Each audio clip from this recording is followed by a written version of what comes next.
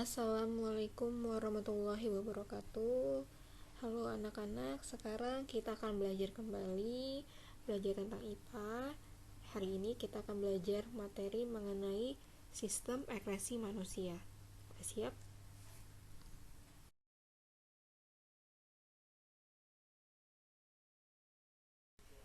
Zat sisa seperti urin, keringat, gas karbon dioksida, uap air, urea, bilirubin, asam urat itu memang harus dikeluarkan dari tubuh. Kenapa? Karena kalau kita dibiarkan menumpuk di dalam tubuh kita, itu akan menimbulkan penyakit bahkan kematian. Nah, jadi di dalam seluruh sel penyusun tubuh kita ini melakukan proses respirasi seluler untuk mendapatkan energi. Nah, proses respirasi seluler tersebut akan menghasilkan zat sisa berupa air dan karbon dioksida. Nah, di dalam hati juga melakukan proses pengolahan zat-zat yang masuk, yaitu protein yang telah usang itu akan dipecahkan menjadi urea, asam nukleat kemudian dipecah menjadi asam urat, serta hemoglobin yang telah usang dipecah sehingga dihasilkan bilirubin. Nah, urea, asam urat, bilirubin, dan air ini dapat dikeluarkan melalui ginjal dalam bentuk urin. Selain dikeluarkan melalui ginjal, air juga dikeluarkan melalui kulit dalam bentuk keringat. Karbon dioksida yang tadi itu akan dikeluarkan melalui paru-paru dalam bentuk udara pernapasan. Pertama, kita akan membahas organ yang berperan dalam sistem ekskresi, yaitu ginjal. Ginjal itu adalah berfungsi menyaring darah yang mengandung zat sisa metabolisme dari sel di seluruh tubuh. Ginjal itu terletak di kanan dan kiri tulang pinggang, di dalam rongga perut, pada dinding tubuh bagian belakang atau dorsal. Ginjal yang letaknya di sebelah kiri atau ginjal kiri itu letaknya lebih tinggi daripada ginjal yang sebelah kanan. Bentuk ginjal berupa biji kaca merah dan berwarna merah karena ada darah yang masuk ke dalam ginjal. Darah akan masuk melalui pembuluh arteri besar dan keluar menuju atau melalui pembuluh vena besar. Kalau kita lihat secara melintang, ginjal itu terdiri dari 3 bagian.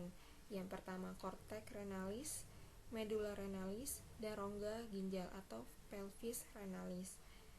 Di dalam ginjal sendiri itu terdapat lebih dari 1 juta alat penyaring yang disebut nefron. Nefron ini merupakan satuan struktural dan fungsional ginjal karena nefron merupakan unit penyusun utama ginjal dan unit yang berperan dalam proses penyaringan darah. Nefron ini terdapat pada Malpighi, glomerulus, dan kapsula Bowman. Di sini kita akan melihat secara lebih jelas lagi letak ginjal yang tadi dikatakan bagian kiri lebih tinggi dibandingkan ginjal kanan. Kenapa? Karena tadi ginjal kanan terletak di atasnya ada organ hati yang berukuran besar. Ukuran panjang ginjal itu sekitar 10 cm.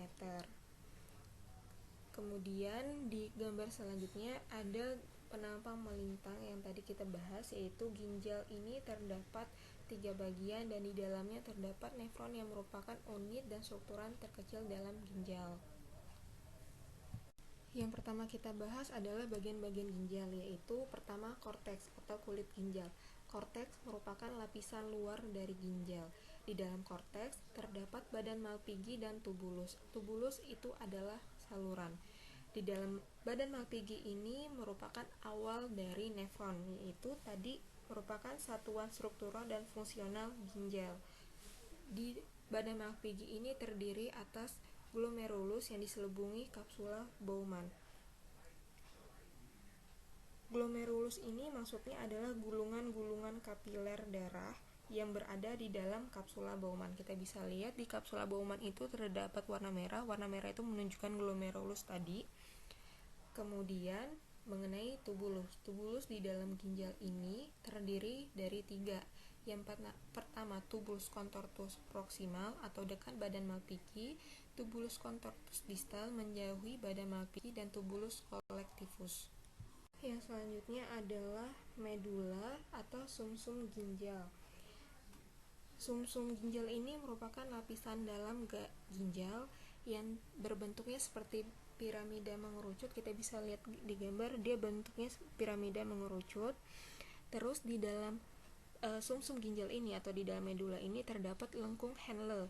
Lengkung Henle ini ada dua, lengkung Henle ascendens atau naik dan lengkung Henle descendens atau turun. Nah, lengkung Henle ini menghubungkan antara tubulus contortus proximal dan tubulus contortus distal. Bagian terakhir yaitu rongga ginjal. Rongga ginjal ini merupakan tempat penampungan urin yang kemudian mengalirkannya ke ureter. Jadi, kita bisa bilang rongga ginjal ini merupakan tempat bermuaranya tubulus. Urin dari rongga ginjal kemudian menuju kandung kemih atau vesika urinaria melalui ureter.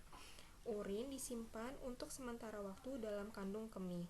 Selanjutnya, urin nanti akan dikeluarkan dari tubuh melalui saluran uretra. Sekarang kita lanjutkan mengenai tahap-tahap pembentukan urin.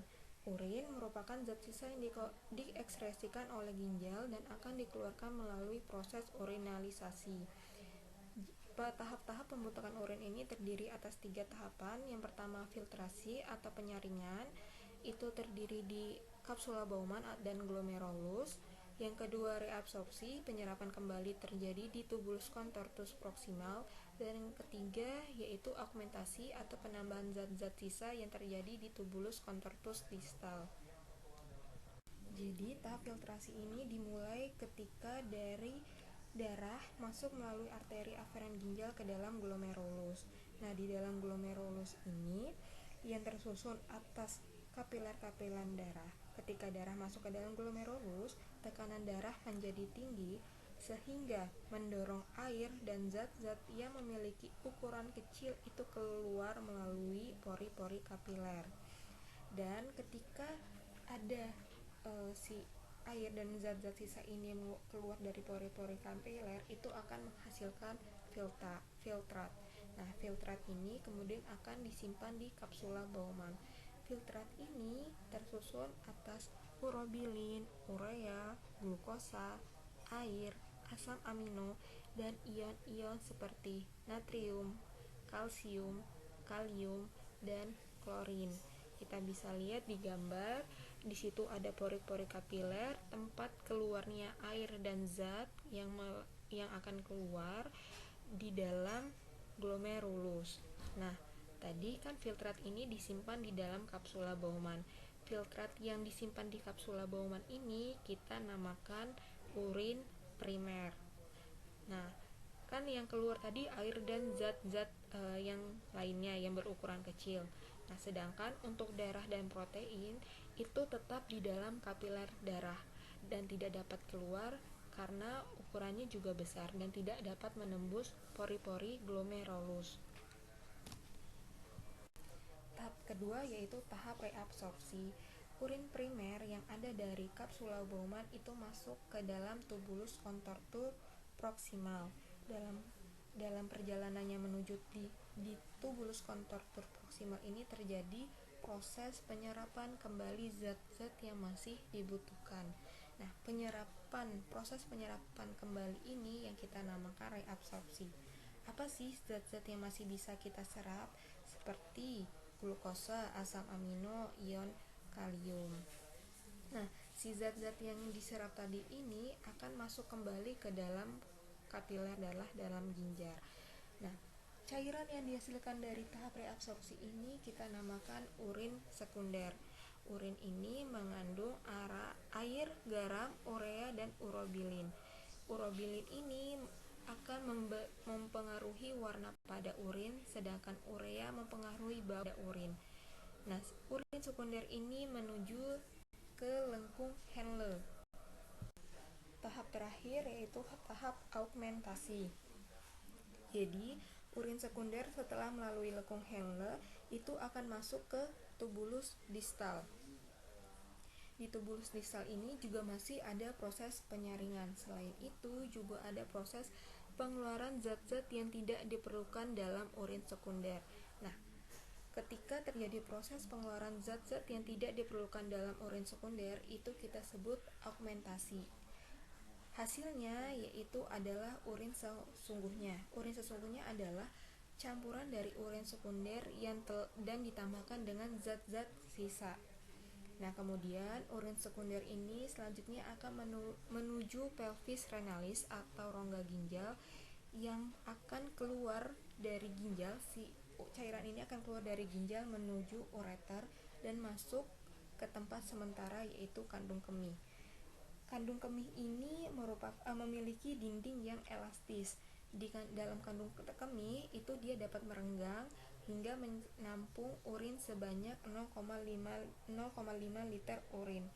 Gimana proses pengeluaran urin? Proses pengeluaran urin dalam kandung kemih ini disebabkan adanya tekanan di dalam kandung kemih.